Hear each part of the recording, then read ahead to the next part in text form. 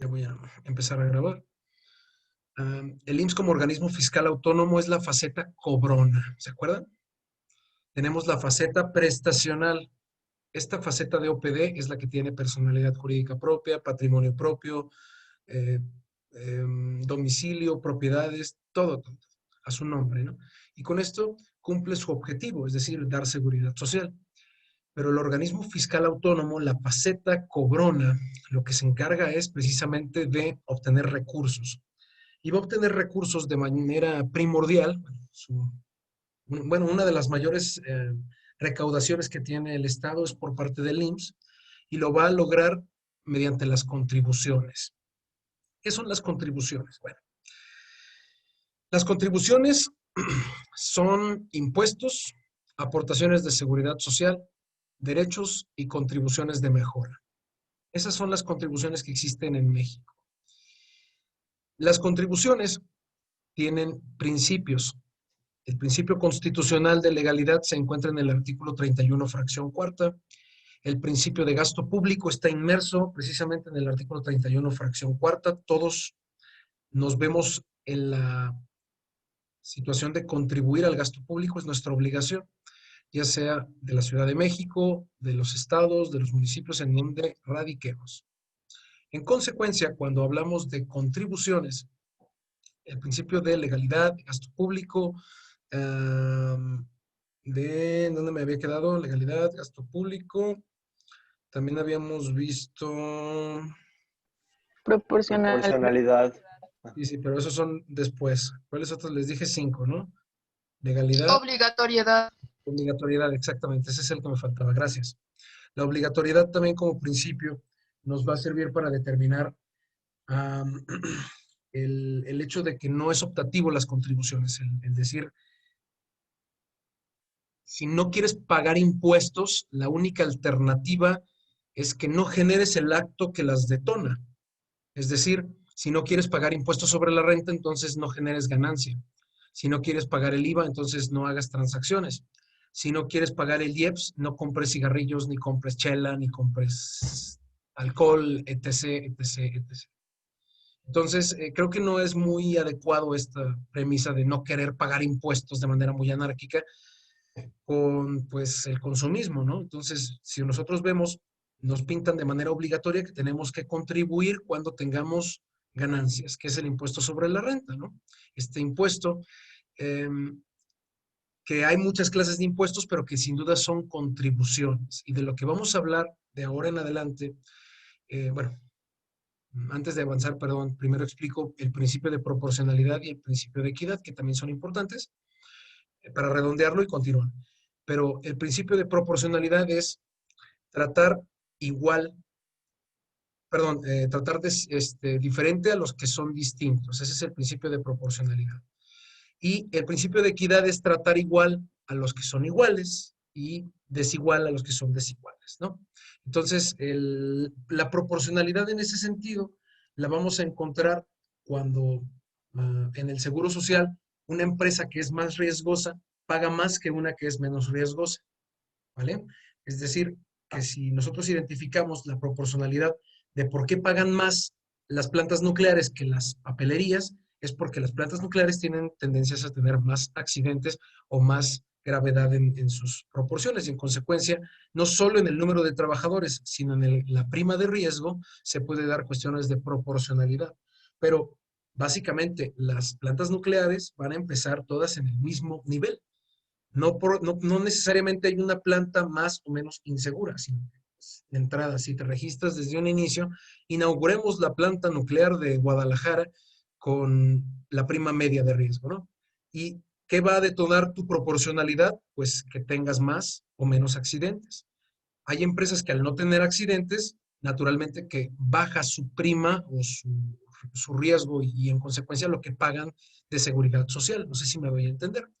Y la equidad nos sirve para decir, bueno, al final de cuentas, vamos a identificar a todos estos patrones, personas morales en personas morales, a todos los patrones, personas físicas en personas físicas. Y nos vamos acomodando en el principio de equidad y proporcionalidad, ¿correcto?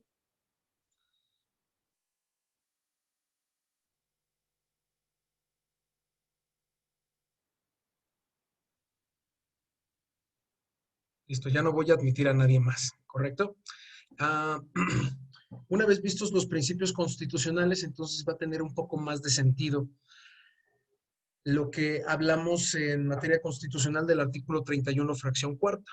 Son obligaciones de los mexicanos contribuir de manera proporcional y equitativa, de conformidad con las leyes, al gasto público de la Federación, de la Ciudad de México, el Distrito Federal, la ciudad donde radiquen, etcétera, etcétera. Todo esto nos implica que si no tenemos conocimiento de una ley, no vamos a poder manejar el tema fiscal. ¿Vale? ¿Alguna pregunta hasta aquí?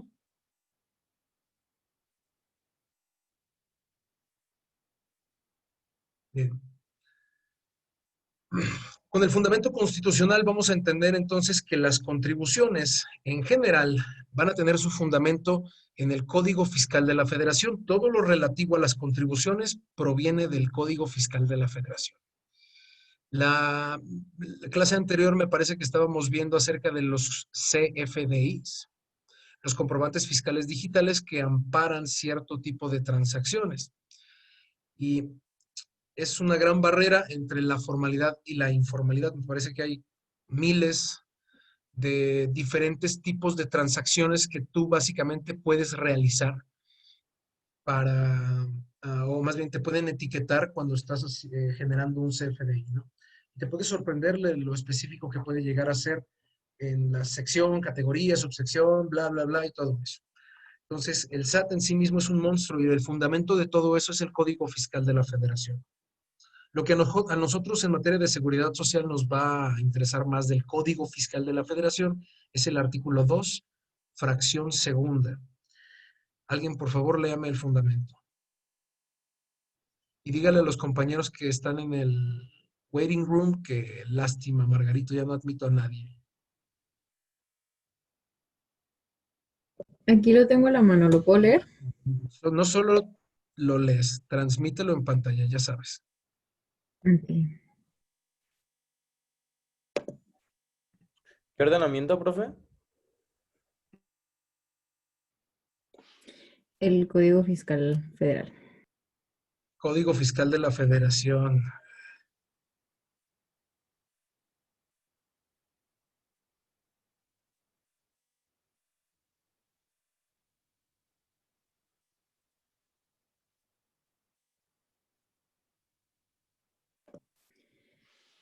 Artículo 2, fracción segunda. Aportaciones de seguridad social son las contribuciones establecidas en la ley a cargo de las personas que son sustituidas por el Estado en el cumplimiento de obligaciones fijadas por la ley en materia de seguridad social o las personas que se beneficien en forma especial por servicios de seguridad social proporcionados por el mismo Estado.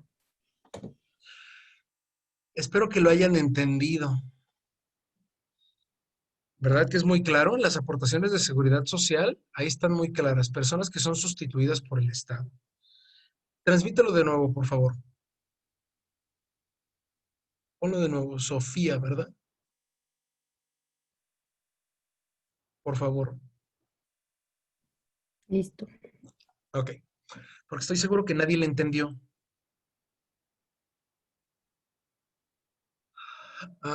Vamos a hacerlo pasito a pasito. Ahí déjalo para que creo que puedo rayar. Espera. Ok. Sí. Contribuciones establecidas en ley. Vamos primero por este punto. ¿Cuál ley? Es más, tú dime, Sofía, ¿cuál ley?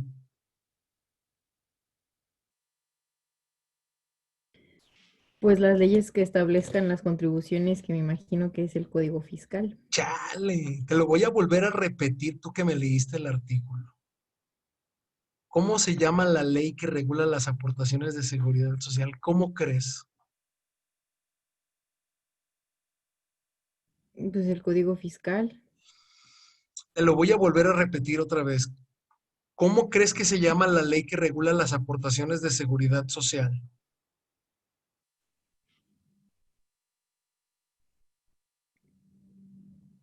Mm, La ley del seguro mexicano social, Hazme el... pues la ley. Híjole, sí, es la ley.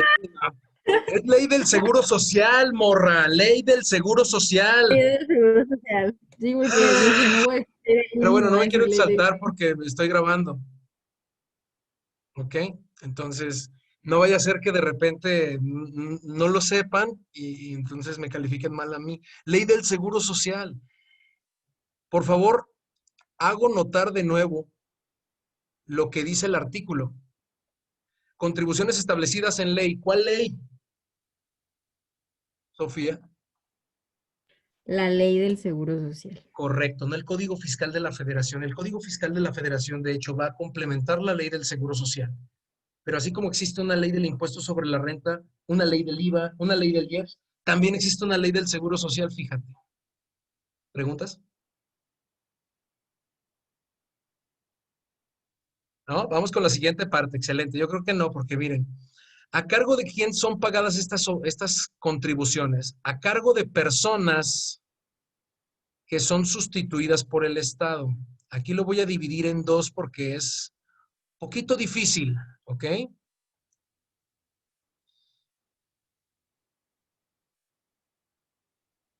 Ok. Personas que son sustituidas. ¿Qué les dije al principio de la clase? ¿Para qué fue creado el IMSS? Para que no anduviéramos tras de quién. De los De los patrones. patrones. De los patrones, correcto, en su mayoría. Las aportaciones de seguridad social están a cargo de personas que son sustituidas por el Estado. Entonces, si el IMSS sustituye a los patrones, ¿a cargo de quién están las aportaciones de seguridad social? De los patrones. De los patrones, ding, ding, ding, muy bien. Hasta aquí creo que vamos correctos, ¿no? Porque de hecho estamos leyendo nosotros el Código Fiscal de la Federación, muchachos. No puede ser diferente, pues, o sea, contribuciones establecidas en ley a cargo de, ahí le pueden poner ustedes sujetos obligados. Aquí le voy a poner, ahí, entre paréntesis, y con mayúsculas, sujetos obligados. Tin, tin, tin. ¿Quiénes son los sujetos obligados? Alguien que lea, por favor, el artículo 5A de la Ley del Seguro Social y me describa, o más bien me lea, qué es un sujeto obligado. Y puede interrumpir la presentación de la compañera para eh, mostrar su ley. Artículo 5A.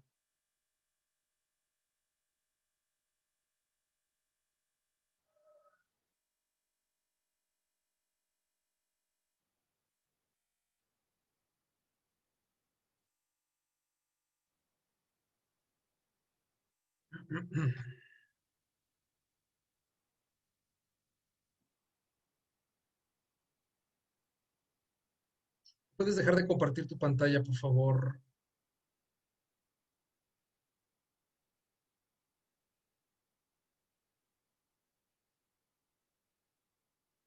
Gracias.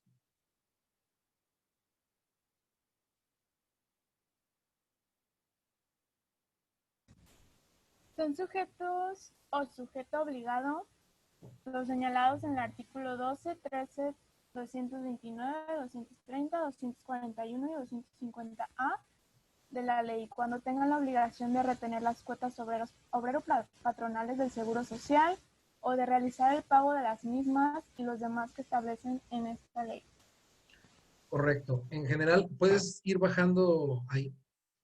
Bueno, de hecho en el 4, perdón, no lo bajes, en la fracción 4 ahí dice patrón o patrones, la persona física o moral que tenga ese carácter en términos de la Ley Federal del Trabajo. Y los sujetos obligados del artículo 12 son los patrones. Puedes bajar hasta el artículo 12 de la Ley del Seguro Social, por favor, donde mágicamente vamos a ver fracción 1. Son sujetos de aseguramiento las personas que de conformidad con el artículo bla, bla, bla, o sea, los trabajadores. Y en consecuencia, las personas que son sustituidas por el IMSS en cumplimiento de prestaciones en materia de seguridad social son los patrones, que son uno de 3 sujetos obligados.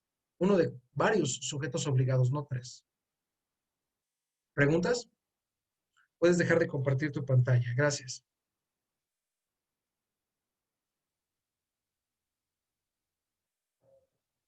¿Preguntas hasta aquí? ¿No? Por favor, Sofía, vuelve a transmitir el Código Fiscal de la Federación. O alguien más transmita el Código Fiscal de la Federación. Porque vamos a releer de nuevo qué son las aportaciones. Artículo 2, fracción 2.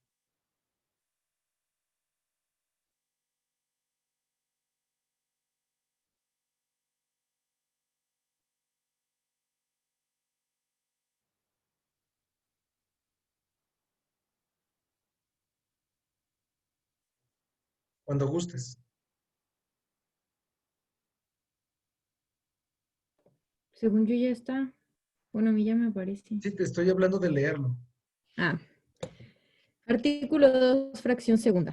Aportaciones de seguridad social son las contribuciones establecidas en la ley a cargo de personas que son sustituidas por el Estado en el cumplimiento de obligaciones fijadas por la ley en materia de seguridad social, o a las personas que se beneficien en forma especial por servicios de seguridad social proporcionados por el mismo Estado.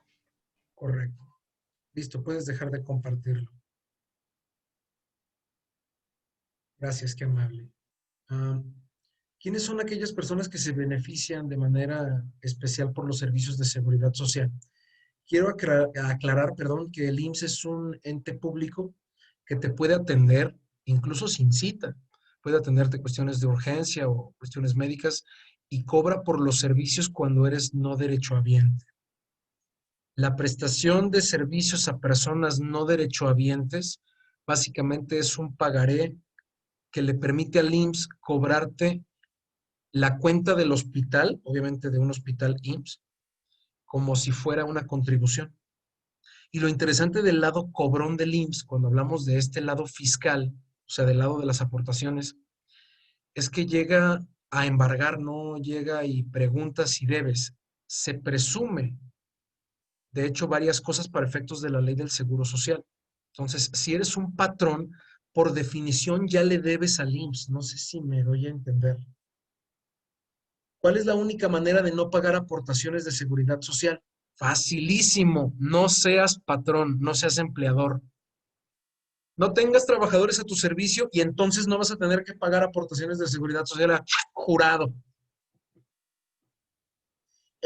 Pero, y aquí viene el pero jurídico, si eres de la informalidad y no te alcanza el giro para efectos de dar seguridad social, no te extrañe que el IMSS de manera presuntiva venga y te cobre lo que ya en teoría le debes. ¿Ven por qué le digo lado cobrón? Si eres parte de la informalidad, a ver, a las leyes no les interesa eso. La ley del Seguro Social te dice, tienes trabajadores que brinden servicios de manera personal, subordinada y remunerada, entonces pagas, carnal. Y pagas al menos cuánto.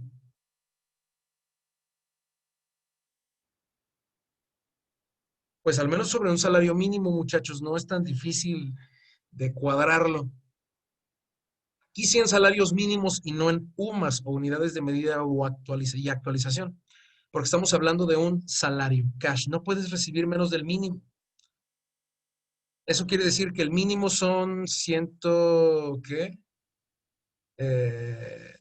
123 pesos, me parece, muy, muy ejemplificativo, y amenaza con subir el próximo año. Entonces, las cuotas obrero-patronales, en consecuencia, también se van incrementando. Y se tiene que pensar en esto. Aproximadamente, ¿cuánto es este impuesto de seguridad social? ¿Lo pueden llamar así, se los permito? Claro que sí. ¿Por qué? Porque internacionalmente es mucho más fácil explicar que tenemos un impuesto de seguridad social a aportaciones de seguridad social. O sea, no es un impuesto como tal porque no es general. Si ustedes se fijan, es una contribución prácticamente exclusiva para patrones. Porque para los patrones pagas, en teoría, siempre IMSS e Infonavit, a fuerzas. ¿Correcto? Los impuestos, en teoría, a veces pagas al momento, a veces pagas al año, a veces no pagas nada en absoluto. Entonces, depende. Aquí si tienes trabajadores, por consecuencia debes pagar. Y es un seguro patronal, piensen en eso. O sea, el Estado, o más bien tú le pagas al Estado como patrón y te olvidas de todo lo que le puedan dar al IMSS, perdón, al asegurado. El lado cobrón del IMSS de este triángulo, o sea, el lado de organismo fiscal autónomo es muy frío. Y esta frialdad de la faceta fiscal tiende a justificarse porque a los patrones, cuando paga un patrón bien, no le importa que no haya medicinas, no le importa que te operen o que tengas un malestar que te dure 20 años. ¿Me explico? El lado frío de los patrones es, ¿estás asegurado? Pues ve al seguro. ¿Para qué se paga? Pues hablaremos después de cuánto se paga y por qué se paga. Pero al final de cuentas, si un patrón cumplido paga un salario base de cotización sin ningún tipo de trampa o las menos posibles, por supuesto, y es lo más cercano al real, entonces el patrón no tiene por qué preocuparse absolutamente de nada que le ocurra, ¿eh? Por COVID, por no COVID, en trayecto, en no trayecto, en su casa, en las vacaciones, le da igual, porque está asegurado. El problema deviene cuando el primero que incumple con la obligación de inscribir a un trabajador es el patrón, ¿sí o no? Todo se echa a perder ahí, porque quien incumple primero es el empleador. El trabajador no tiene ninguna culpa ni encargo. De hecho, ahí viene lo difícil. O sea, lo difícil es acreditar una relación de trabajo. Si ustedes acreditan una relación de trabajo, toda la maquinaria o el engranaje jurídico en materia fiscal del IMSS se detona por sí mismo. ¿Cómo me puedes acreditar una relación de trabajo si es informal? Pues de ahí que tu imaginación juegue. Y de lo contrario, pues, o más bien, la vieja confiable es irte a un juicio laboral. Que por cierto, hoy 17 de noviembre de 2020, declaro oficialmente, bueno, yo qué chingados voy a declarar, es un decir, pero en 7 estados o entidades de la República ya están operando juzgados de distrito especializados en materia del trabajo a partir de hoy. Entonces declaro formalmente ya, digamos, instituida la reforma laboral con sus asegúnes, pero sobre todo en materia de seguridad social. En teoría, el litigio en materia de seguridad social va a ser de ámbito nacional. En Jalisco vamos a entrar a esta fase durante la tercera etapa. Eso quiere decir que los primeros juicios laborales o de seguridad social que se detonan en Jalisco van a ser, digamos que, ventilados hasta 2022, si es que acaso llegamos hasta allá. Pero las jurisdicciones estatales que ya tienen sus juzgados federales, en teoría, ya podrían estar en aptitud de recibir demandas de seguridad social o conflictos individuales de seguridad social a partir del día de hoy. Será muy complicado y difícil, pero pues ya están las condiciones listas, ¿no? Y de hecho, me parece que en materia laboral, el Estado de México es quien tiene la vanguardia y la Ciudad de México, por supuesto, para los juzgados o la integración, que por cierto es de oposición, y pues nos gusta. De momento nos agrada mucho, ¿vale? Pero más allá de esta situación, los conflictos fiscales, para, digamos, tratar de cerrar el comentario, se van a seguir ventilando ante el Tribunal Federal de Justicia Administrativa. Y esto hace la faceta del IMSS jurisdiccionalmente fiscal y administrativo. ¿Ok? La faceta de OFA del IMSS es totalmente administrativo, en otras palabras. Si ustedes tienen a un sujeto obligado, es decir, si su cliente con un problema de seguridad social es un patrón incumplido, muy probablemente se encuentren con la faceta del IMSS como OFA. ¿Ok? Y nada van a tener que ver los juzgados laborales para que ni se me confundan de una vez. ¿Correcto? Los juzgados laborales van a ser para conflictos individuales de seguridad social. Y el conflicto individual de seguridad social no es si eras trabajador de una empresa o no. Ese no es un conflicto de seguridad social. No quiero que se confunda. ¿Ok? El conflicto de seguridad social se va a detonar a raíz de que tú acredites una relación de trabajo, como sea que la acredites. Si tienes contrato, si tienes un juicio, si tienes un laudo, si tienes una sentencia, algo. Pero al IMSS Básicamente no le vas a poder exigir nada a menos de que tengas la relación de trabajo acreditada. Si tienes la relación de trabajo acreditada, ahora sí vas a poder hacerlo. Pero una relación de trabajo no acreditada usualmente termina en materia fiscal con los patrones negando lisa y llanamente la relación de trabajo. No sé si les había comentado, en materia jurídica, prácticamente es la misma fórmula, entre más informal, más difícil de acreditar, ¿no? Entre más informal es una relación de trabajo, más fácil es negar su existencia. Si te pagan en efectivo y no sabes el nombre del patrón, lo más probable es que en caso de una demanda laboral, el patrón conteste la demanda negando lisa y llanamente la relación de trabajo. Si ustedes son curiosos o se acuerdan de sus clases de laboral, hay una jurisprudencia inclusive que ataca, más bien que aborda lo que digo. La negativa lisa y llana de la relación de trabajo no revierte la carga de la prueba. Más bien, termina con la presunción laboral, la negativa lisa y llana de la relación de trabajo. No es una excepción como tal, simple y sencillamente tú estás negando, o sea, ni te conozco, jamás te he visto en otras palabras, ¿no? O bien, pues, inventaste la relación de trabajo. No confundir esta situación cuando tú defiendes otro tipo de relación contractual. Ejemplo, no era mi trabajador, pero era un prestador de servicios. ¿Ok? Ahí sí estás afirmando una cosa, negando una y afirmando otra. Entonces, hay una jurisprudencia que te habla solo de la negativa y hay una jurisprudencia que te habla de la negativa y la otra excusa. ¿Vale? Porque a veces se simulan muchos tipos de contratos para ocultar una relación de trabajo. ¿Qué ganamos ocultando una relación de trabajo, muchachos? No pagar contribuciones. ¿Cuánto equivale esto? Aproximadamente el 35% de tu nómina. Es decir, que si tú pagas 1,000,000 de pesos en nómina, el 35% probablemente vaya a parar al Seguro Social y sus diferentes rubros, lo cual quiere decir que tú pagaste 1,350,000 pesos en total. Nómina y seguro. ¿Sí me explico?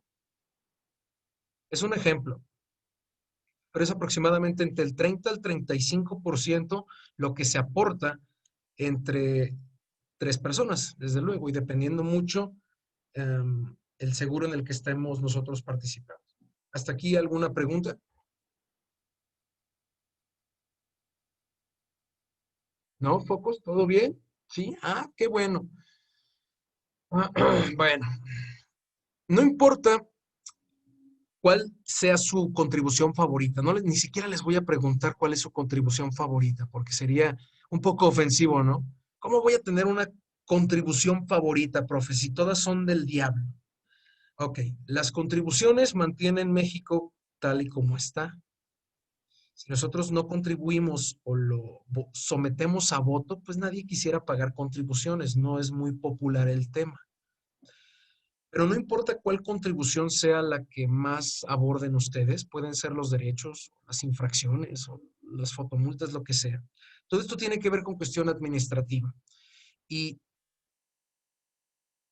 todas las contribuciones tienen elementos. Voy a explicar Derecho Fiscal 1.0. Quizá ya lo vieron, pero si es necesario se lo explico a la Walt Disney para que me entiendan, porque es necesario. Todas las contribuciones tienen 6 elementos: sujeto, objeto, base, tasa o tarifa, época y lugar de pago, y yo, porque quiero, le agrego el elemento de la sanción. Y si sus profes de fiscal no están de acuerdo, pues tienen derecho a réplica. Pero ahorita digo, ¿por qué existen 6 elementos y no solamente 5, como la doctrina clásica fiscal refiere? Quizá yo esté equivocado, pero bueno, cuando menos para efectos pedagógicos, espero que se llame la atención con los 6. Sujeto. Vamos a simplificar todo, ¿no? Cuando hablo de contribuciones, el sujeto de las contribuciones es quien paga la contribución. ¿Quién paga? Segundo, objeto. El objeto es la hipótesis que detona la contribución. O sea, la pregunta simplificada de objeto sería, ¿por qué pagas? 3. La base es ¿de dónde pagas? La base, ¿sí? De dónde se sostiene esto. La tasa o la tarifa. La tasa, con S, por cierto, es un porcentaje de la base. Es decir, ¿cuánto? Si no es un porcentaje, entonces es una tarifa. No dos, por eso tasa o tarifa está en el mismo elemento. La tarifa puede ser una cuota fija especial, ¿no? Los derechos usualmente tienen cuotas fijas, no tienen tasa. You feel me, brother? Sister? Yes? Cool? Cool. Sujeto, objeto, base, tasa o tarifa. Época y lugar de pago. Me cuelgo si alguien no lo entiende, pero bueno, se vale preguntar. Época y lugar de pago. Si simplifica diciendo época, ¿cuándo? Lugar de pago, ¿en dónde cumplo mi obligación? La mayor parte de los fiscalistas convergen en que con estos 5 elementos existe una contribución. Quiten ustedes un elemento y la contribución se torna ilegal. ¿Me explico? Porque no está seguro de la condición. ¿En dónde vamos a encontrar todos estos elementos? En la ley. ¿En cuál ley, profe? Depende la contribución de la que estés refiriéndote. Oiga, ¿y hay un capítulo que diga objeto? No, no va a haber un capítulo que diga objeto. La clasificación de los elementos de las contribuciones es algo meramente teórico para que ustedes identifiquen por qué. ¿Vale? Y el sexto elemento simplificado, que le vamos a llamar sanción, es lo que a la postre justifica el principio de obligatoriedad y por eso es que me atrevo a ponerlo como un elemento, porque la pregunta simplificada sería, ¿y si no pago contribuciones, qué? Ya habíamos hablado de que no es lo mismo no ir a la escuela ni hacer el servicio militar que evadir impuestos, ¿verdad? Y como no es el mismo quebrante de obligaciones, no es la misma sanción. Por lo tanto, la sanción es, ¿y si no pago qué? La sanción básicamente se va a definir como el castigo ante el incumplimiento de la obligación. ¡Ay, padrino! Y es que si tú no pagas contribuciones, ¿qué tanto pagas o terminas pagando? Pregúntenle a los que tienen temas fiscales y terminarán pagando, ojo, concepto fiscal omitido, multas, recargos, actualizaciones, en algunos casos gastos de administración y siempre gastos de ejecución o gastos de cobranza. Chulada. O sea que el Estado en realidad nunca pierde, ¿eh?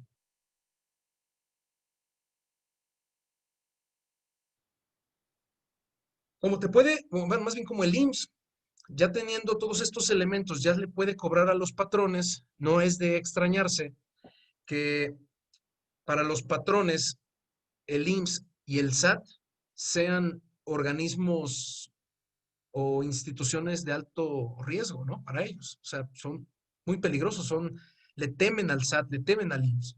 ¿Por qué? Porque el IMSS llega y te embarga cuentas y te congela sellos y demás cosas, pero en segundos o en días, para tampoco darles tanto adorno. Pero se cobran a lo chino y luego preguntan. De hecho, es muy curioso y sobre todo ocurre en materia de industria. Perdón, en materia de industria de la construcción.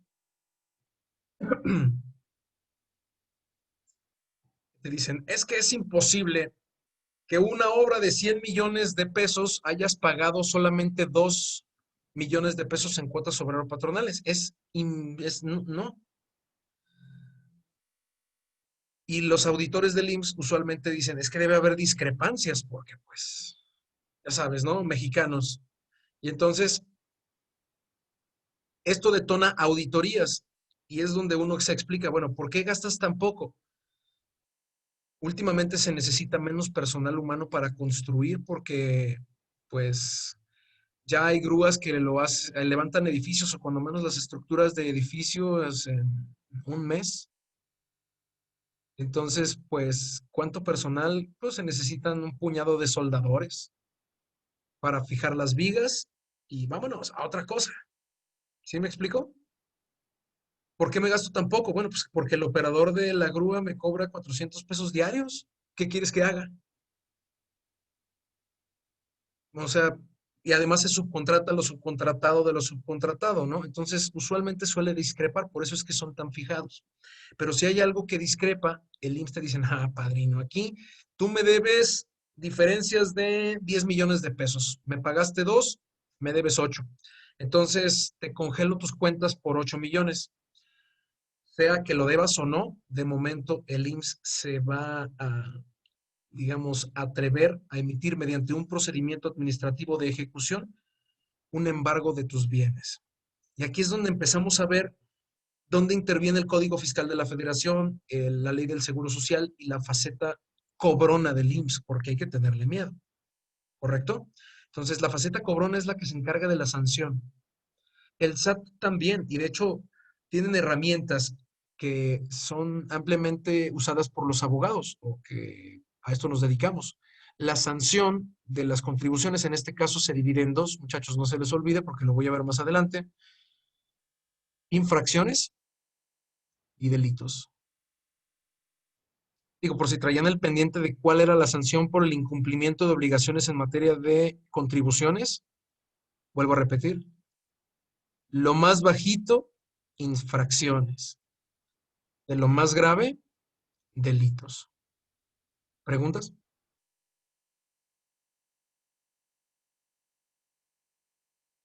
Ninguno, maestro. Ujú, dicen. Pero bueno, am,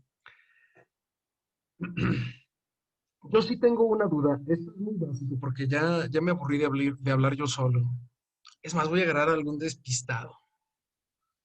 A ver, a ver, a ver. Algún guachín sin cámara. Digo, para variarle, ¿no? A ver, una de las primeras. Alma Fabiana Arce Flores. ¿Qué es potestad tributaria? ¿Sabes?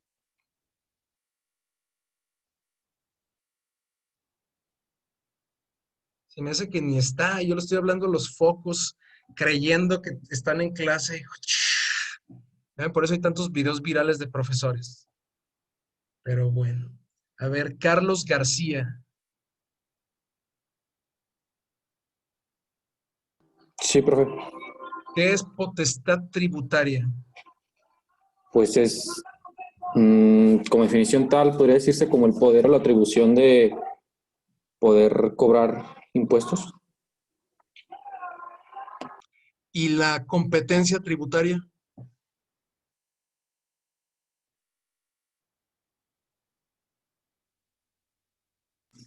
Pues precisamente habla también del principio de legalidad, ¿no? Que tenga la atribución de poder hacerlo. No me cantinflíes. Otra vez, ¿es lo mismo competencia y potestad? Mm, Olvídate pues, del tributario. Vamos empezando de potestad, porque ¿mm? vuelve a repetir tu definición de potestad tributaria. Pues el poder o la facultad de poder cobrar los impuestos. ¿Y quién tiene ese poder en México? ¿Perdón? ¿Quién tiene ese poder en México? ¿Quién tiene esa carta mágica o quién tiene el Pokémon de poder cobrar contribuciones? Pues sí, fue el nombre. ¿Quién tiene ese superpoder de cobrar contribuciones en México? Que no es gran cosa, obvio, ¿eh? No hablo del poder cobrarlas, porque Hablo del poder imponer El las... gobierno federal, ¿no, maestro? Más o menos, pero La ¿cuál de Secretaría. todo el gobierno federal? ¿Qué de todo? El Congreso. Levante la mano quien quiera participar de ahora en adelante.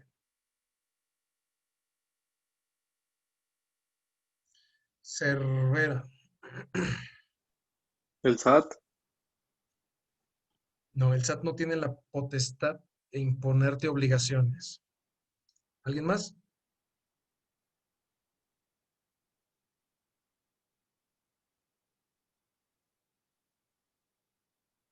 ¿Nadie?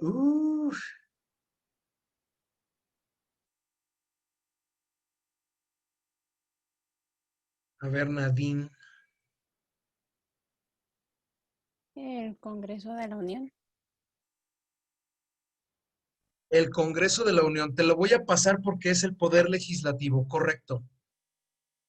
El poder legislativo es el único que tiene la capacidad de imponer contribuciones. Correcto. En consecuencia, la potestad tributaria es del poder legislativo. Esto en concordancia con el principio de legalidad. No hay tributo sin ley. ¿Quién expide las leyes? El poder legislativo. ¿Correcto? ¿Quién las cobra? El Ejecutivo. Exacto. Y por lo tanto, quien tiene competencia tributaria ya es la Secretaría de Hacienda a través del SAT. ¿Me doy a entender? Maestro, ¿Sí? la potestad sería del Poder Legislativo y la competencia es del Poder Ejecutivo. Correcto. Es muy muy como rústico, pero sí, básicamente así sucede. El ejecutivo tiende a ser quien ejecuta las leyes y si ya hay una ley que te dice que cobres, ¿qué tienes que hacer?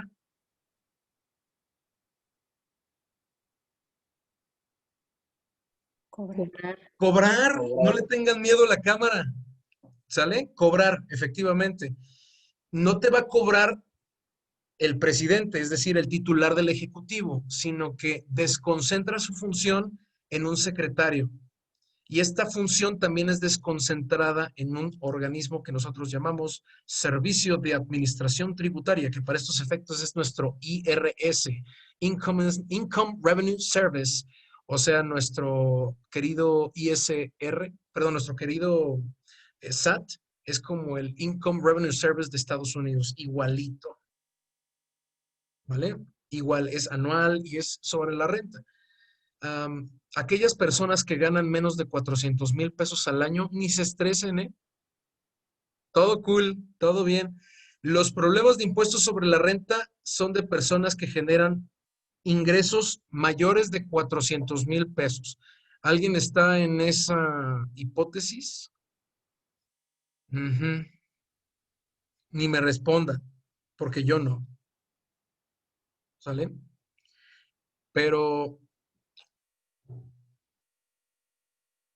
el IMSS tiende a ser igual de brutal que el SAT para cuestiones tributarias. Lo digo con el debido respeto, porque tengo mi cita en el SAT en pocos días, entonces pues no voy a hacer la de malas que, usted es el que hace videos, hijo de su, sí, a ver, póngale. Y ojo, porque van a fijarse en retina, en ADN y todo el despapalle. Entonces uno ya va a estar ahí. No se puede ocultar, dicen que no se puede escapar de la muerte ni de los impuestos. Entonces, lo ideal es entender cómo funciona esto. No es miedo, dirían algunos, es precaución, pero el incumplimiento de obligaciones fiscales va a generar, especialmente de seguridad social, va a propiciar que te cobre el seguro social a la mala, o como digo yo, a la malagueña, que no es a la malagueña. Todo abuso será sancionado, por supuesto, y todo lo que quiera cobrar el IMSS tiene un procedimiento. De hecho, para estos efectos les voy a dejar una tarea, muchachos.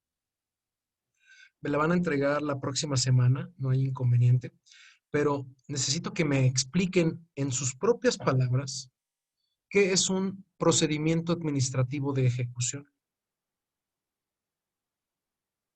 Máximo 2 cuartillas.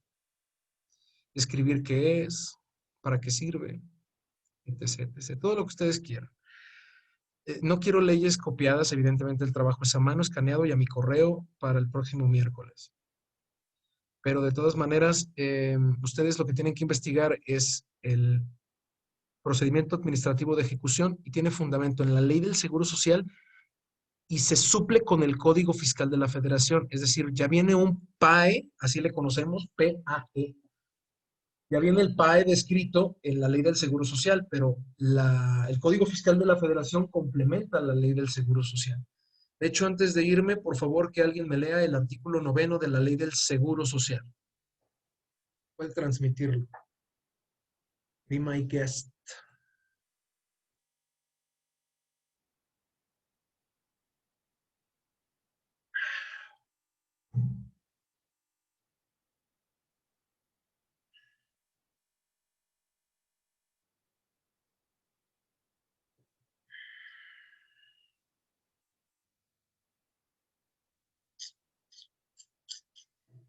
Chale, si todos tuvieran ya las leyes, sería una clase tan perrona, pero se fresean, morros.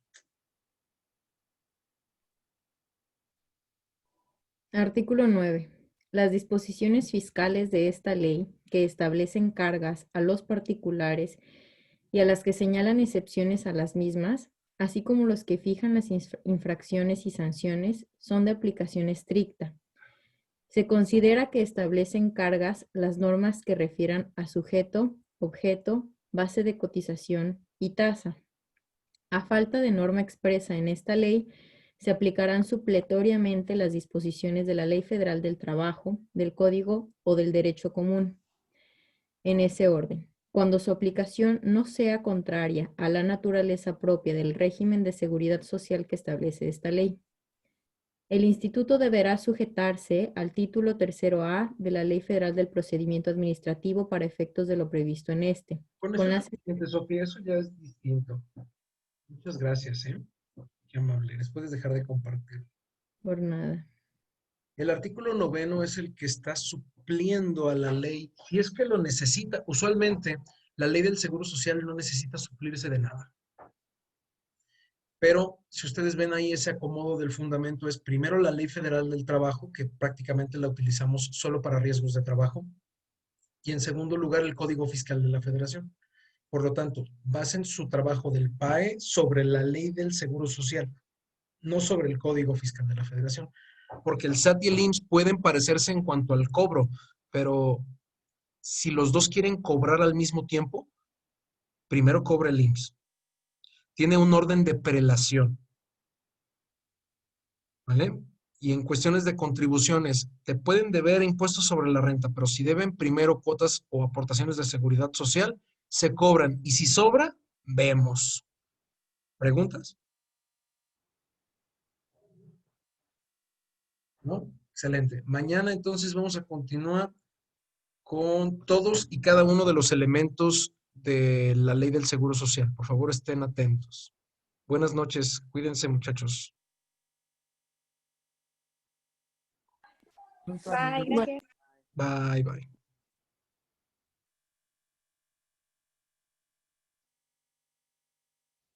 Eso sí escuchan, ¿verdad? Luego, luego.